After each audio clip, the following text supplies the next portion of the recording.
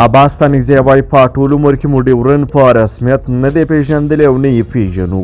سلام درنو لیدونکو، ستړي مشئ. د طالبانو بهرنیو چارو وزارت سیاسي مرستیال شیر محمد عباس ته نږدې له افغانستانه د پخواني شوروي اتحاد د وتلو 15 کلیدي لمانځغونډې ته ویلي افغانستان په ټول عمر ډیورن په رسمیت نه دی پیژندلی او نه به یې وپیژني.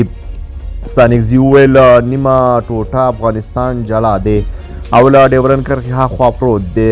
عباس ته نږدې وویل چې ډیورن کرښه انګریزانو د افغانانو پر زړه تیره کړې ده او پر دغه کرښه اوښتو لپاره د پاکستان لخوا د دې پاسپورټ ویزې اصول پلي کول ورته د منلو نه دي او نه عملي کیدلی شي.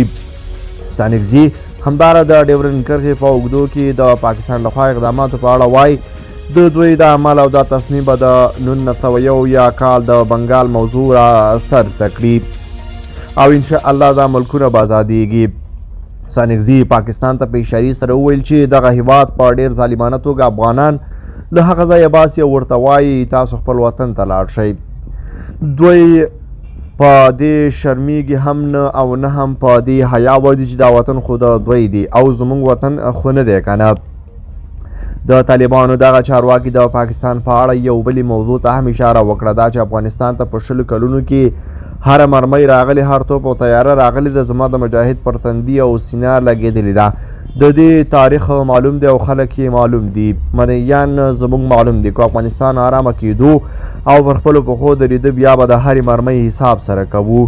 په دې وروستیو کې د اسلامي امارت او پاکستان ترمنځ د ډیورن کرښې په بحثونو توده ده او دواړه لوري مقامات د ډیورن کرښې په اړه خپل دریځونه بیانوي.